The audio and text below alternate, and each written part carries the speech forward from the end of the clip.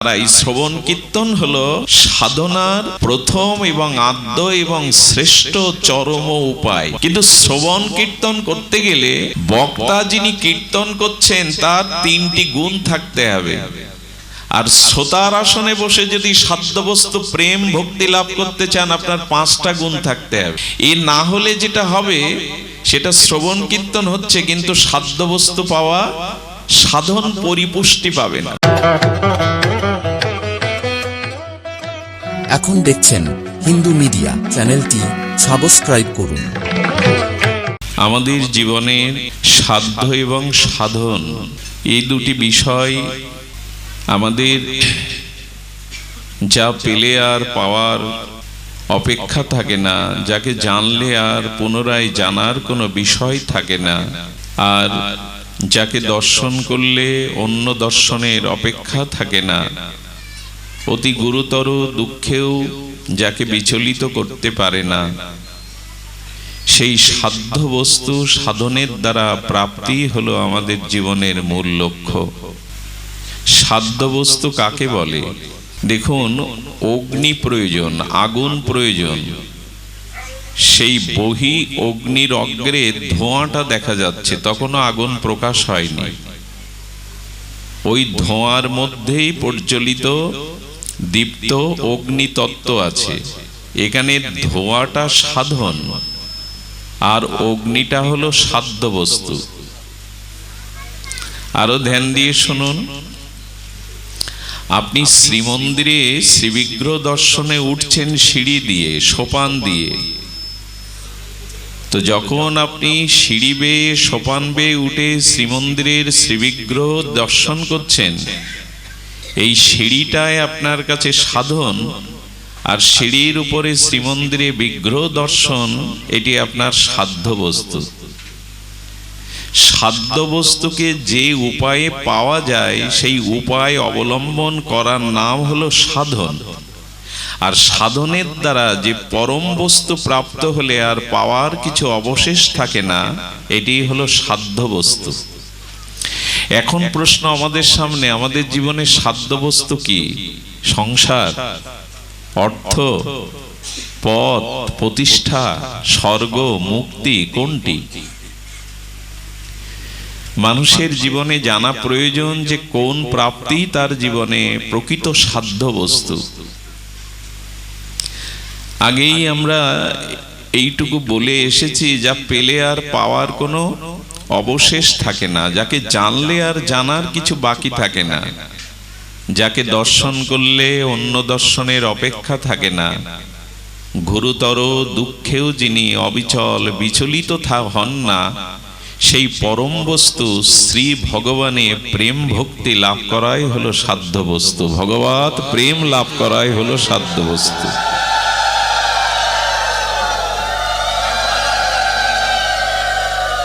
তো সেই প্রেম রূপ সাধ্য বস্তু পাওয়ার যা উপায়, তার নাম হলো সাধন। একটু কোলাহল ত্যাগ করে ধ্যান দিয়ে শুনুন। সিঁড়িটা সাধন, সিঁড়ি বেয়ে সোপান অতিক্রম করে যে বিগ্রহ মন্দিরের মধ্যে প্রতিষ্ঠিত দর্শন করলাম, এই সিঁড়িটা সাধন, বিগ্রহ দর্শন সাধ্য। ধোঁয়াটা সাধনা, ধোঁয়ার মধ্যে প্রজ্বলিত অগ্নি, এটাই সাধ্য বস্তু। এখন আমাদের জীবনের সাধ্য বস্তু আমরা শুনলাম প্রেম। আর এই প্রেম প্রাপ্তিটা আমাদের কি করে হবে? গৌড়ীয় আচার্যজন বলছেন, ভাগবত গঙ্গন্তরী ডক্টর মহানম্রত ব্রহ্মচারীজি বলছেন, সমগ্র জীবনের সর্ববিধ চেষ্টার দ্বারা যা প্রাপ্ত হওয়া যায়, সমগ্র জীবনের সর্ববিধ প্রচেষ্টার দ্বারা যে বস্তু প্রাপ্ত হলে আর জীবন পরিপূর্ণতা পায়, জীবনের মূল লক্ষ্যে পৌঁছানো যায়, জীবনের সার্থকতা আসে, এই সমগ্র জীবনের সমগ্র চেষ্টা দ্বারা ওই বস্তু পাওয়াই হলো সাধ্য বস্তু বা জীবনের সার্থকতা। সেই চেষ্টা আমাদের আছে তো। দেখুন, সোনা নিয়ে যদি মানুষ সুখী হতো তাহলে মন্দাদরি সুখী হতো, সোনার লঙ্কার রানী উনি। মন্দাদরী সুখী হয়েছিল? আচ্ছা, সোনা থাকলেই যদি শান্তি পাওয়া যাবে, তো লঙ্কায়, সোনার লঙ্কায় রাবণ কেন শান্তি পায়নি? সোনা আমাদের সাধ্যবস্তু না। অর্থ পেলেই যে জীবন সম্পূর্ণ হবে, সার্থক হবে, তো যারা অর্থ পেয়েছে তাদের দিকে দৃষ্টি দিন। সার্থক নয় তাদের জীবন, বরঞ্চ বেশি যন্ত্রণা কাতর। যার যত বেশি জগতে আছে তার তত বেশি যন্ত্রণা। তো এই জন্য সাধ্যবস্তু পদ হতে পারে না। দেশের সর্বোচ্চ পদে যিনি আসীন, আগামীকাল তার পদ থাকবে এমন নয়। থাকে কি? চক্রবর্তী সম্রাট, রাজারাধিরাজ, এদের পদ চিরদিন থাকে। এই ভূভারতেই তো মহারাজা হরিশ্চন্দ্র, রঘু, দিলীপ, তাদের পদ আছে কি আজ? নাই। এই জন্য জীবনের সাধ্যবস্তু, সেই অখণ্ড জীবনটাকে মহানস্ত করে সেই ভুবনের চরম প্রাপ্তি যে সাধ্যবস্তু, সেই সাধ্যবস্তুর প্রাপ্তির উপায় সাধন আমাদের আছে তো। সারা জীবন ধরে যে সাধন করে গেলাম সংসার গড়তে, সংসারটাকে আমরা ঠিক মতো গড়তে পারিনি। আমার মনে হয় দ্বিমত কেউ পোষণ করবেন না এর সাথে। মনের মতো করে সংসার আজও কেউ গড়তে পারেনি। কারণ এ জগতে মন কারো 16 আনা দেওয়াও যায় না, 16 আনা মন কারো পাওয়াও যায় না। সারা জীবনের চেষ্টা দিয়ে সংসার গড়তে চাইলাম, সফলতা আসবে না। সারা জীবন দিয়ে ধন, মান, যশ, খ্যাতি, পূজা, প্রতিষ্ঠা চেষ্টা করলাম, পেলাম না। কারণ এটি সাধ্যবস্তু না। সাধ্যবস্তু ভগবৎ প্রেম। সেই চেষ্টা আজ আমাদের এই শ্রবণ কীর্তনের দ্বারা, এই শ্রবণ কীর্তন হলো সাধনার প্রথম এবং আদ্য এবং শ্রেষ্ঠ চরম উপায়। সাধন বললাম আর সাধ্যবস্তু বললাম, মনে হয় আমরা কিছুটা জানতে পেরেছি। পুনঃ পুনঃ জন্মগ্রহণ করে, পুনঃ পুনঃ জন্ম পরিগ্রহ করে, তিল তিল করে নিজেকে চরিত্রবান, নিজের ভিতরে নিষ্কামতা, সরলতা, কামক্রোধ, লোভকে নিয়ন্ত্রিত করে সেই বিশুদ্ধ ভগবৎ প্রেম প্রাপ্তি পাওয়াটা সাধ্য। আর এই সাধ্যবস্তু পাওয়ার চেষ্টা যে সাধন, সেই সাধনের মধ্যে শ্রেষ্ঠ আদ্য হলো শ্রবণার কীর্তন। এখন আপনারা কি করছেন? শ্রবণ কীর্তন করছেন। এটি হলো সাধ্যবস্তু পাওয়ার শ্রেষ্ঠ সাধনার, এই শ্রবণ কীর্তন। কিন্তু শ্রবণ কীর্তন করতে গেলে বক্তা যিনি কীর্তন করছেন তার 3টি গুণ থাকতে হবে। আর শ্রোতার আসনে বসে যদি সাধ্যবস্তু প্রেম ভক্তি লাভ করতে চান, আপনার 5টা গুণ থাকতে হবে। এ না হলে যেটা হবে, সেটা শ্রবণ কীর্তন হচ্ছে কিন্তু সাধ্যবস্তু পাওয়া, সাধন পরিপুষ্টি পাবে না। বাচ্চাটাকে মা উপযুক্ত উপাদেয় খাদ্য খাওয়াচ্ছে, কিন্তু বাচ্চার স্বাস্থ্য সুরক্ষা হচ্ছে না। জানতে হবে তার কোথাও রোগ আছে, ওজন বাড়ছে না, সুস্বাস্থ্যের অধিকারী হচ্ছে না। তার মানে উপাদেয় খাদ্য, সুষম খাদ্য খাচ্ছে, কিন্তু শরীরে পুষ্টি পাচ্ছে না, মানে অন্য কোথাও রোগ আছে। আমরা শ্রবণ করছি, কীর্তন করছি, সাধনার শ্রেষ্ঠ মার্গ অবলম্বন করছি, অথচ আমাদের বুদ্ধি শুদ্ধ হচ্ছে না, চিত্ত নির্মল হচ্ছে না, আমাদের কাম ক্রোধ যাচ্ছে না, আমরা প্রেম বস্তু পাওয়াই অন্তরায় হয়ে যাচ্ছে। জানতে হবে শ্রোতার অধিকার, পাত্র, আধার আমি এখনো হতে পারিনি। আর যে বক্তার মুখে হরি কথা শুনে অন্যেরও পরিবর্ধন প্রেম প্রাপ্তি হয় না, জানতে হবে সেই বক্তারও কিছু যোগ্যতার আধার আছে। শ্রবণ কীর্তন করতে হবে কোন বক্তার মুখে? বক্তা হতে গেলে তাকে 3টি গুণ অবশ্যই তার চরিত্রে থাকতে হবে। শ্রী গুরু কৃপায় আর ভজন, সাধন, ত্যাগ, তিতিক্ষার দ্বারা 3টি গুণ থাকতে হবে। অর্থাৎ বক্তার মধ্যে থাকতে হবে ভক্তি, জ্ঞান আর বৈরাগ্যের এই ত্রয়ী সমাবেশ। যিনি বক্তা হবেন তার মধ্যে থাকতে হবে ভক্তি, তার মধ্যে থাকতে হবে জ্ঞান, তার মধ্যে থাকতে হবে বৈরাগ্য।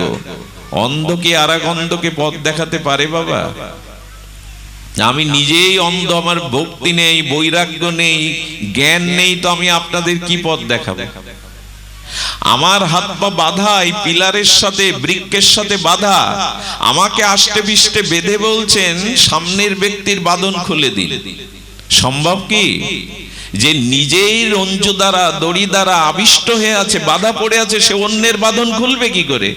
এখন আমার মধ্যে যদি জ্ঞান, ভক্তি, বৈরাগ্য না থেকে কামনা, বাসনা, যশ, খ্যাতি, পূজা, প্রতিষ্ঠা, এর বন্ধন থাকে, আমি বন্ধন কার মুক্ত করব? এই জন্য শ্রবণ কীর্তন করতে হবে কার মুখে? সুখদেব গোস্বামীর মধ্যে দেখুন, জ্ঞান, বৈরাগ্য এবং ভক্তির সমন্বিত মূর্তি হলেন সুখদেব গোস্বামী। এই জন্য 7 দিন ভাগবত শুনে আর পরীক্ষিত মহারাজকেও দুর্লভ গোবিন্দ চরণে পাইয়ে দিতে পারেন। অভিশপ্ত ব্যক্তি পেয়ে গেল ভগবত চরণ। কার ক্ষমতায়? না, বক্তা যদি এই ত্রয়ী গুণের সমন্বিত মূর্তি হয়, সুখদেব গোস্বামীর মতো জ্ঞান, বৈরাগ্য, ভক্তির মূর্তি, ইনি প্রধান বক্তা। তো সেই বক্তা পাওয়াও জীবনে দুর্লভ।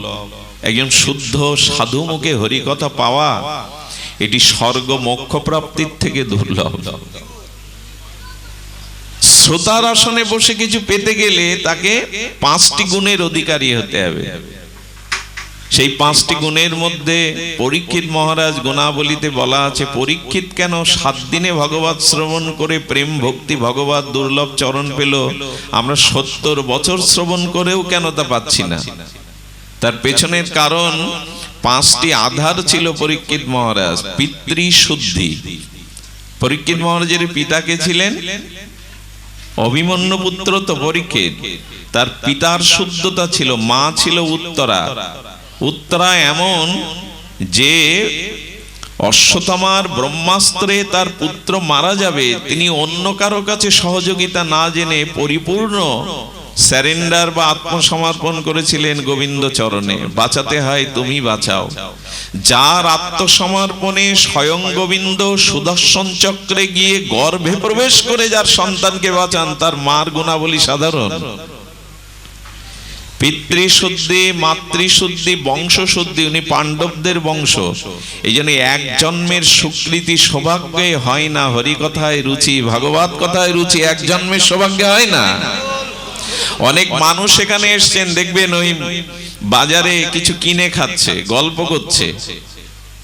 কেউ কেউ আগে প্রসাদ নিয়েও চলে যাচ্ছে, কেউ কেউ ঘরে বসে গল্প করছে। কারণ কি? বহু জন্মের সৌভাগ্য সুকৃতি পূর্ণকৃত রাশি একত্রিত না হলে সাধু সঙ্গ করবার, হরিকথা শ্রবণের সৌভাগ্য উদয় তার হয় না। এটা অনেক জন্মের সৌভাগ্যের ব্যাপার। এই জন্য বংশ শুদ্ধি, পিতৃশুদ্ধি, মাতৃশুদ্ধি, আরেকটি শুদ্ধি লাগে, একবার দাও মা, একবার। আরেকটি শুদ্ধি লাগে অন্ন শুদ্ধি। যে উপার্জিত টাকায় আমি মুখে অন্ন দেই, সেই উপার্জনটা যদি সদাচারের মাধ্যমে হয়, সৎ উপাচার হয়, অর্থাৎ সৎ সংগ্রহ হয়, সেই অন্ন দিয়েই ভাগবত শ্রবণের বা সৎ রতিমতি জন্মায়।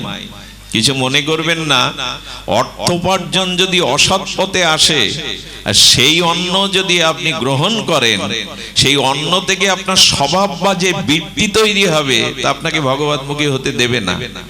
ভীষ্মের মতো গঙ্গাপুত্র দেবব্রত মহাজ্ঞানী ভীষ্ম দ্রৌপদীর বস্ত্রহরণে নীরব ছিল, সে ব্যাখ্যা উনি নিজেই দিয়েছেন। কৃষ্ণ বললেন, আপনি সেদিন নীরব কেন ছিলেন? আপনি সূর্যের গতিরোধ করতে পারেন, মহামতি ভীষ্ম আপনি। বললেন, দুর্যোধনের পাপের অন্ন খেয়েছিলাম, তাই আমার বিবেক কাজ করেনি সেদিন। তো এই জন্য শুদ্ধি প্রয়োজন। আরেকটা হলো আত্মশুদ্ধি। হৃদয় যার শুদ্ধ না, জীবাত্মা যার শুদ্ধ না। আচ্ছা, ঘোলা জলে চাঁদের কিরণ পড়ে তো? কেন পড়বে না? চাঁদ তো আকাশে আছে, জ্যোৎস্না কিরণও তো আছে, আসলে জলটাই ঘোলা। তেমনি যার মন শুদ্ধ নয়, এখানে হরি কথা গিয়ে তাকে আনন্দ দেয় না। আসতে হয়, হই হুল্লোড় করে, আর এই লাইট প্যান্ডেল দেখে লোকজন দেখে চলে যায়, হৃদয়ে কিছু নিতে পারে না। এই জন্য বক্তা এবং শ্রোতা যদি উত্তম হয়, সেখানে এই শ্রবণ কীর্তন রূপ সাধন তাকে অনায়াসে প্রেম ভক্তি দুর্লভ চরণ ভগবত চরণ পাইয়ে দিতে পারে। একদিনের হরি কথা পাইয়ে দিতে পারে আপনাকে, একদিনের হরি কথা প্রেম ভক্তি পাইয়ে দিতে পারে। সূর্য উদয় হলো, অন্ধকার দূর হতে খুব দেরি লাগে কি? অন্ধকার দূর হতে বিলম্ব হয় কি সূর্য উদয় হলে? তো শ্রবণ কীর্তন হলো তো আপনার পাপ বোধ গেল, ভগবত প্রেম জেগে গেল, বেশি দেরি লাগে না। তা আসুন আমরা সেই শ্রবণ কীর্তনের সৌভাগ্য পেয়েছি, আমরা তা একটু শ্রবণ করি। দেখুন, সাধ্য বস্তু প্রেম ভক্তিতে পৌঁছানোর সাধনে আমাদের বিলম্ব কেন?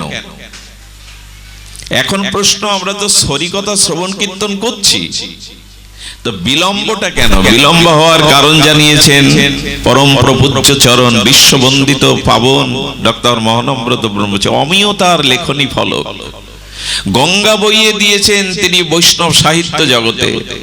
তার গৌর কথা মহাপ্রভুকে যেভাবে প্রতিপাদন করেছেন, এত রসময় শব্দ তরঙ্গে তিনি সহজ হৃদয়কে ভাসিয়ে দিয়েছেন প্রেম ভক্তিকে।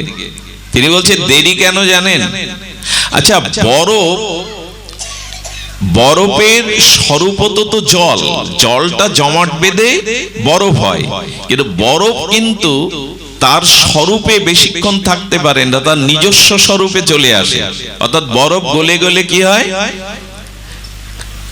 বরফটা তো জলই শীতলকরণ যোগে জমাট বেঁধে বরফ হয়েছে, কিন্তু বরফের স্বরূপ কি বলুন একটু? বরফের স্বরূপ জল, এই জন্য বরফটা জল হবেই হবে। আমাদের স্বরূপ কি? আমরা কৃষ্ণ নিত্য দাস। নিত্য বলেছেন কেন? পিতামাতা এই জন্মের, স্ত্রী পুত্র এই জন্মের, কিন্তু ভগবান আমার এই জন্মের না, চিরদিনের চিরজন্মের, এই জন্য নিত্য বলেছেন। আমি যে পিতামাতার সন্তান, আগামী জন্মে এই পিতামাতার সন্তান হব না। গত জন্মেও যে আমার স্ত্রী পুত্র কন্যা ছিল, আগামী জন্মে যে তাই পাবো তা নয়, কিন্তু ভগবানের দাস আমি যে ভগবানের, এটা নিত্য, এক জন্মের নয়, জন্ম জন্মান্তরের। এই যে তিনি ছাড়া তো আমাদের আপন কেউ নাই, গুরু বিনা কেউ আপন নাই, ভগবান বিনা কেউ আমাদের আপন নাই। আপন যাদের দেখছি তাদের দুদিনের পরিচয়, কিছুটা দেওয়া নেওয়া, চাওয়া পাওয়ার সম্পর্ক, কিন্তু আপন তো শ্রী গুরু, শ্রী বৈষ্ণব, শ্রী ভগবান, এরা চিরদিনের। চক্ষু দান দিল যে জন্মে জন্মে, ঠাকুর মশাই বললেন এক জন্মের না, গুরু তত্ত্ব, ভগবত তত্ত্ব, ভক্তি তত্ত্ব তোমার এক জন্মের না, এটা চিরদিনের, চিরকালের। এই জন্য জীব নিত্য কৃষ্ণ দাস। আমাদের স্বরূপ কোনটা? বরফের স্বরূপ কি বলা হলো? জল। আমাদের স্বরূপ কোনটা? আমরা কৃষ্ণের অংশ, কৃষ্ণের দাস। কিন্তু সেই কৃষ্ণের দাস হতে গিয়ে বিলম্ব হচ্ছে কেন? বিলম্ব হচ্ছে, দেখুন, বরফটা গলে জল হবে, আমরাও একদিন শ্রীকৃষ্ণের চরণে প্রপত্তি দ্বারা, প্রেম দ্বারা নিবেদিত হব, প্রত্যেক জীবই হবে। তবে দেরি হচ্ছে কেন? জীবের স্বরূপ তো কৃষ্ণ দাস, ওটা হতেই হবে, বরফকে জল হতেই হবে, আমাদের কৃষ্ণ দাস রাধারানীর কিঙ্করী হতেই হবে। বিলম্ব কেন? দেরি কেন? দেরি কেন? ওই বরফটা কাঠের গুঁড়ো দিয়ে আবিষ্ট করুন, প্রলেপ দিন, দিয়ে একটা কাঠের বাক্সের মধ্যে আটকে রাখুন। বরফটা কাঠের গুঁড়ো দিয়ে আবৃত করে রাখলে বা কাঠের কোনো বাক্সের মধ্যে বদ্ধ করে রাখলে বরফ গলতে দেরি হবে কিনা? কিন্তু যদি কাঠের গুঁড়োটা বরফের ওপর থেকে প্রলেপটা সরিয়ে মুছে দেন, আর তাকে কাঠের বদ্ধ বাক্সে না রেখে উন্মুক্ত সূর্যের কিরণের মধ্যে রাখেন, দ্রুত গলবে কিনা? বরফ দ্রুত গলে স্বরূপে যাবে কিনা? তেমনি আমাদের দেরি হওয়ার কারণ, আমরা বরফ, আমরা জল, অর্থাৎ আমার গোবিন্দের নিত্য দাস, কিন্তু অনন্ত জন্মের ভোগ কামনা বাসনার কাঠের গুঁড়ো আমাদের চিত্তের উপরে প্রলেপ দেয়া রয়েছে। কামনা বাসনা ভোগ দেহাবেশ, এই কাঠের গুঁড়ো, আর সংসার রূপ মায়ার ঘরে আমরা বন্দী। এই জন্য দেরি হচ্ছে কৃষ্ণ চরণে পৌঁছাতে, প্রেম ভক্তি পৌঁছাতে। বরফটা গলে জল হতে দেরি হচ্ছে, কাঠের গুঁড়ো দিয়ে প্রলেপ দেওয়া আর কাঠের ঘরের মধ্যে আটকানো। আমাদের দশা, আমাদের সংসারটা মায়ার, এটা কৃষ্ণের করতে পারিনি। তো মায়ার বাক্সের মধ্যে অনন্ত জন্মের কামনা বাসনা মাখানো, তো কৃষ্ণ চরণে পৌঁছাতে তো দেরি হবে। আচ্ছা, যদি সাধু সঙ্গ দ্বারা, হরি কথা শ্রবণ কীর্তন দ্বারা যদি সেই কামনা বাসনার প্রলেপটা মার্জন করে আর মায়ার সংসার থেকে বেরিয়ে সাধু সঙ্গরূপ কৃপার এই জ্যোতির্ময় প্রেমজ্যোতির আশ্রয়ে আসি, তাহলে দ্রুতই কিন্তু কৃষ্ণ চরণে প্রেম ভক্তি পেয়ে আমরা ধন্য হতে পারবো। এইটা পারবো আমরা। এই জন্য সাধ্য বস্তুতে বলা হচ্ছে, দেখো গো, এটা উপায় তোমার, এই শ্রবণ কীর্তনটাই তোমার উপায়, সাধ্য সাধনার এটি পরম উপায়। বিলম্ব হওয়ার কারণ ওটাই। সুধীজন, এই জন্য এই শ্রবণ কীর্তনের দ্বারা, শুদ্ধ সাধু সঙ্গের দ্বারা আমাদের কি করতে হবে? ওই প্রলেপটা আগে আমাদের ভজনের দ্বারা মার্জন করতে হবে। ভজন হয় মার্জন, সাধু সঙ্গ অনুক্ষণ। আচ্ছা, সাধু সঙ্গ অনুক্ষণ বললেন কেন? সর্বসময় সাধু সঙ্গ করা যায়? কথা বলুন, সব সময় কি সাধু সঙ্গ করা যায়? জয় শ্রী রাধে, জয় শ্রী রাধে, জয় রাধে, জয় গৌর সুন্দর, জয় শ্রী রাধে, জয় রাধে। তো আমরা শ্রবণ করছিলাম কি সাধু সঙ্গ অনুক্ষণ। এটা হয় কি, নিদ্রা আছে, আমরা কর্মজীবী, কর্ম আছে, ব্যবসা আছে, চাকরি আছে, ডাক্তারবাবু ডাক্তারি করবেন, উকিল ওকালতি করবেন, তো সাধু সঙ্গ অনুক্ষণ হয়। ঠাকুরমশাই এরকম একটা কথা লিখলো কেন, সাধু সঙ্গ অনুক্ষণ? বলে সাধু সঙ্গ শুধু দেহে হয় না, সাধু সঙ্গ শুধু নিজের উপস্থিতিতে হয় না, অর্থাৎ সাধু গুরু বৈষ্ণবের আদেশ উপদেশ, অর্থাৎ সাধন স্মরণ লীলা, এটা সর্বদা হৃদয়ে স্মরণ রাখতে হয়। এর নাম সাধু সঙ্গ।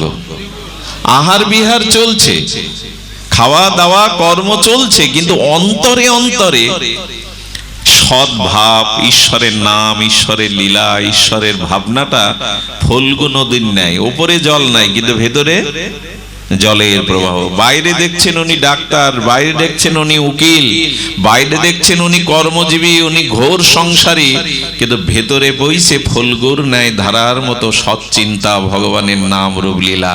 এটার নামই হলো সাধু সঙ্গ অনুক্ষণ। এটার নামই হলো সাধু সঙ্গ অনুক্ষণ।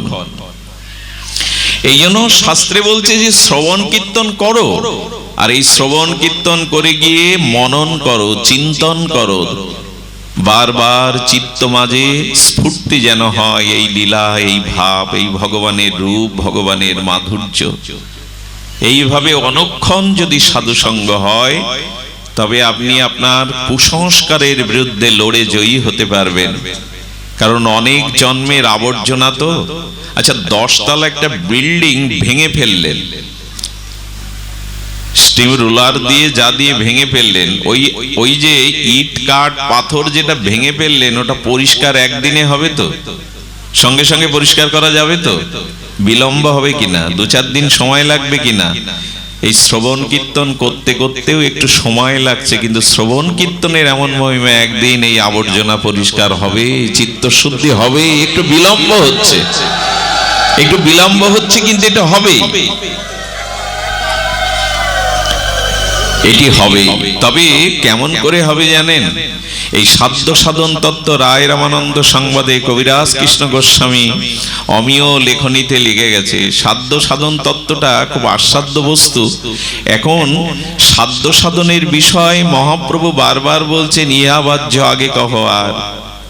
সধর্ম আচরণ বলেছেন, শ্রীকৃষ্ণে আত্মসমর্পণ বলেছেন, জ্ঞান বলেছেন, জ্ঞান শূন্য ভক্তি বলেছেন, এরপরে শান্ত রসের কথা বলেছেন, দাস্যের কথা বলেছেন, সখ্য রসের কথা, বাৎসল্য রসের কথা, শেষে গিয়ে মাধুর্য রতিমতির কথা বলেছেন। সাধ্য সাধ্য তত্ত্ব পদ্মের পাপড়ির মতো এক এক করে প্রস্ফুটিত হয়েছে।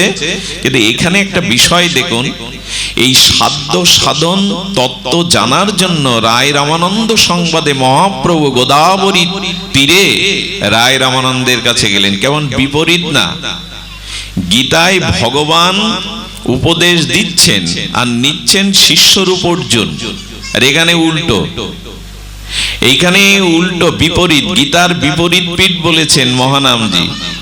এই বাচ্চাটাকে শান্ত করান। গীতার বিপরীত পিঠ বলেছেন। এখানে মহাপ্রভু শ্রবণ করতে এসছেন, এখানে মহাপ্রভু শ্রবণ করতে এসছেন আর বক্তা হলেন রামানন্দ। ওখানে কৃষ্ণ বক্তা আর শ্রোতা অর্জুন।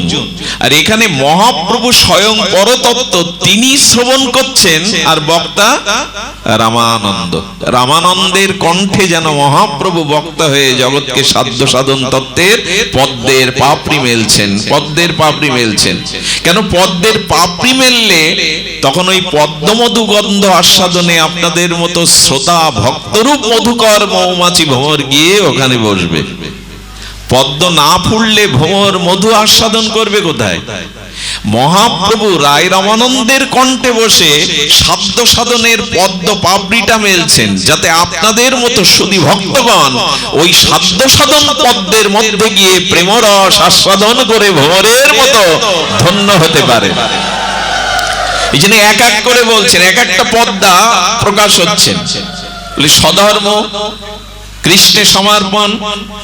স্বধর্ম মানে যার যা স্বভাবজাত ধর্ম সে যদি তাই করে, মহাপ্রভু বলছেন ইহা বাহ্য, এটা বাইরের কথা, আরো ভেতরে যাও। আচ্ছা, মন্দিরে প্রবেশ করতে গেলে দেখবেন দুটো দরজা থাকে। একটা ঢোকবার মুখে প্রথম যে গেট থাকে, ওই গেটের ওখানে দাঁড়ালে ভেতরের মন্দিরের বিগ্রহ দেখতে পাবেন। পাবেন কি? বাইরের সিংহদ্বারে দেখলে রাজার ঘরে কি আছে ওইটা আপনি দেখতে পাবেন না। এটা হলো দুয়ার দুটি, এক সিংহ দুয়ার, এক মূল দুয়ার।